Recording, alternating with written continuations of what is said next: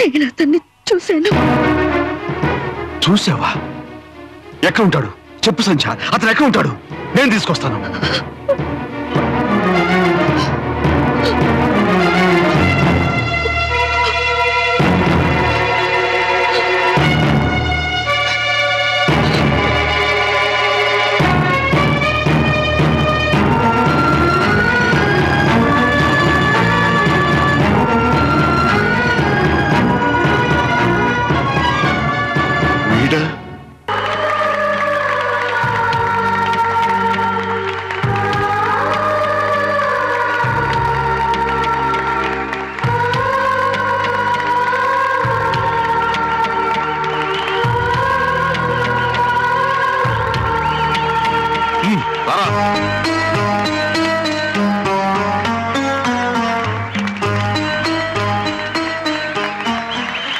ఇప్పుడు విజేత రాజుని వేదిక మీదకి వచ్చి రావు బహదూర్ రాజేంద్ర ప్రసాద్ గారి చేతుల మీదుగా ఆ బహుమతిని అందుకోవాలని కోరుచున్నాం.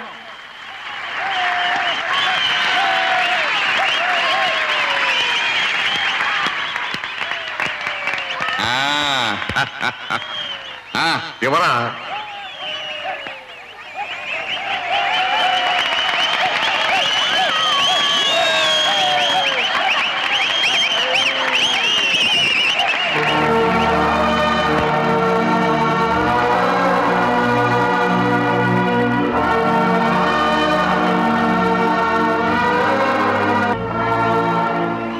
ఇన్నాళ్ళు ఈ రావు బహదూరికి ఒక అనామకుడు అల్లుడు అనుకున్నాను, కానీ ఒక గొప్ప వ్యక్తికి మావనైనందుకు గర్వపడుతున్నాను.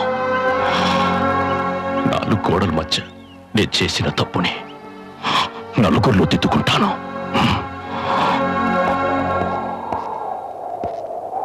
గ్రామ ప్రజలారా, మీ అందరికీ తెలుసు నా పెద్ద కూతురు పెళ్లి చేసుకొచ్చిందని. రాజు నిన్నాళ్ళు నేను అల్లుడిగా అంగీకరించలేదని, కానీ అతను ప్రాణాలకు తెగించి పోటీలో నెగ్గి చెరువుని మన ఊరికి బహుమతిగా ఇచ్చాడు. ఈ ఆనంద సమయంలో మీ అందరికీ ఇదే నా ఆహ్వానం. ఈ వేదిక నుంచి మీ అందరినీ పేరు పేరున పిలుస్తున్నాను. చిరంజీవి రాజుకి, చిరంజీవి సౌభాగ్యవతి సంధ్యకి శాస్త్రోక్తంగా నేను చెయ్యబోతున్న పెళ్లికి మీరందరూ రావాలి, దంపతుల్ని ఆశీర్వదించాలి.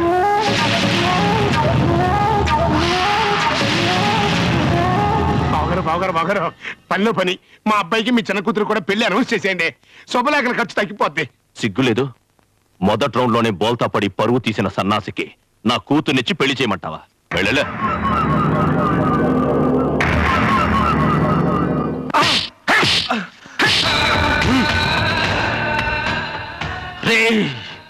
నీ అమ్మ బాబు చచ్చినప్పుడు ఎంత పిలగాడివరా?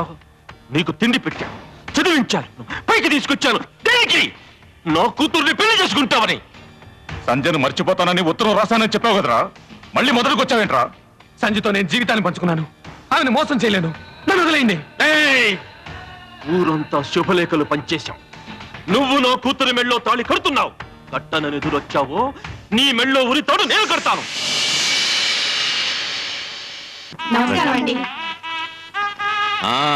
రండి పల్లవరం జమీందార్ గారు, చాలా కాలమైంది మనం కలుసుకుని. అవునవును, చెప్పినట్టే చాలా ఘనంగా చేస్తున్నారు పెళ్లి. ఏమిటండి మీరనేది? రాజు స్వప్న ప్రేమించుకోవడం ఏమిటి? సంధ్యకి మొగుడిగా నటించడం ఏమిటండి? నిజమేనే. ఈ విషయం ఆయనకు తెలిస్తే ఎంత గొడవ జరుగుతుందో ఏమో.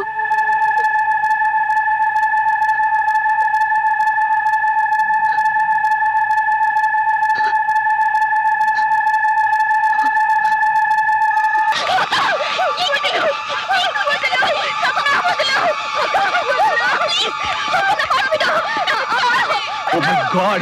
సంధ్య! సంధ్య! ఎవరిది? సంధ్య! నా మాట విను.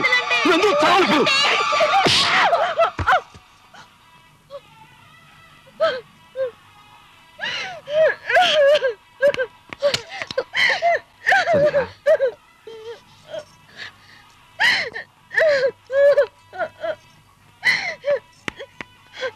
ఏమిటి సంధ్య, ఇన్నాళ్ళు ఎంతో ధైర్యంగా ఉన్నావు, ఇప్పుడు ఏమైందని ఇలా పిరిగిదాలా తయారయ్యావు?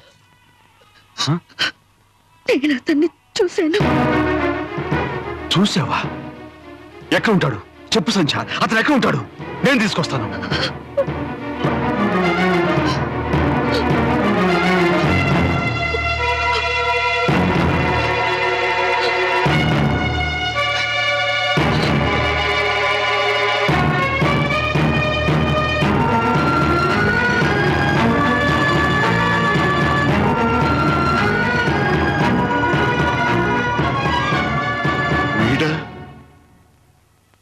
ఇదే ముహూర్తానికి ఆ రాయుడు కూతురిచ్చి వీడికి పెళ్లి చేస్తున్నారు మరి ఏంటమ్మా అంతా అలాగే ఉన్నారు? పదండి, అందరూ వచ్చేస్తున్నారు. అల్లుడు ఇంకా పట్టుపంచి కట్టుకోలేదేంటి? టైం దగ్గర పడుతోంది. అయ్యగారు సుబ్బరాజు గారు వచ్చారు. వస్తున్నా, త్వరగా త్వరగా త్వరగా.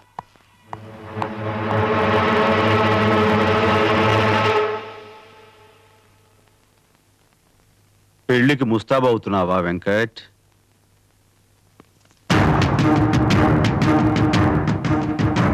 సంధ్య నీ కోసం ఎదురు చూస్తోంది. సంధ్య? నీకెలా తెలుసు? సంధ్యే కాదు, నీ చరిత్ర తెలుసు. అమ్మా పెళ్లి కుమార్తెను తీసుకురండి. పాదోస్య విశ్వభూతాని త్రిపాదస్యామృతంద్వి త్రిపాదోర్ధః పురుషః పాదోస్య భవాత్మనః తదో విశ్వవ్యక్రామత్. సంధ్య పక్క ఊళ్ళోనే ఉందని నిన్న రేసులో చూసేంత వరకు నిజంగా నాకు తెలియదు. చూశాక దగ్గరికి వెళ్ళి పలకరిస్తే సంధ్యను చంపేస్తారని ఏమీ చేయలేని నిస్సహాయ స్థితిలో ఉండిపోయాను. సంధ్య కావాలని ఇప్పటికీ నువ్వు మనస్ఫూర్తిగా కోరుకుంటే మిమ్మల్ని ఇద్దరిని కలిపే బాధ్యత నాది. ప్లీజ్, అంతకంటేనా? అయ్యా పెళ్లి కుమారుడు తీసుకురండి. నాన్న, రాజుని రమ్మనండి. లేని వాడిని ఎక్కడి నుంచి తీసుకొస్తారు బావగారు?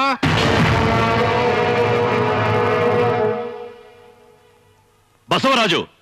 బసవరాజు అని నువ్వు రంకేస్తే నీ దొడ్డో ఎద్దులాగా తలోపడానికి నేనున్నాను కానీ నీ కూతురు మెళ్ళలో తాళి కట్టడానికి పెళ్లి కొడుకు లేడయ్యా బావగారు.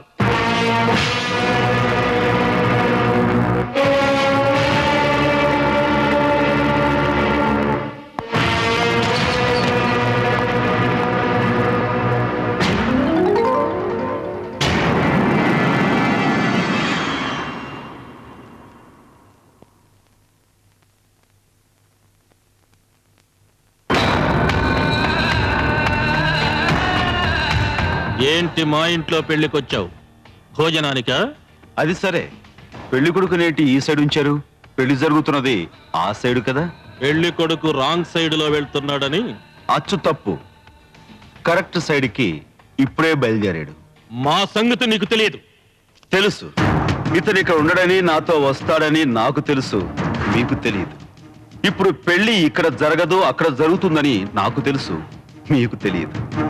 నా వెనక రౌడీలు లేరు, ఇప్పుడు వస్తారని నాకు తెలుసు, మీకు తెలియదు. నేను కొట్టుడు బిగించేస్తే అసలు పెళ్లి చేయటానికి మీరు మిగిలి ఉండరని నాకు తెలుసు, పాపం మీకు తెలియదు. రెడీయేనా లేక రాహుకాలం చూసుకుంటారా?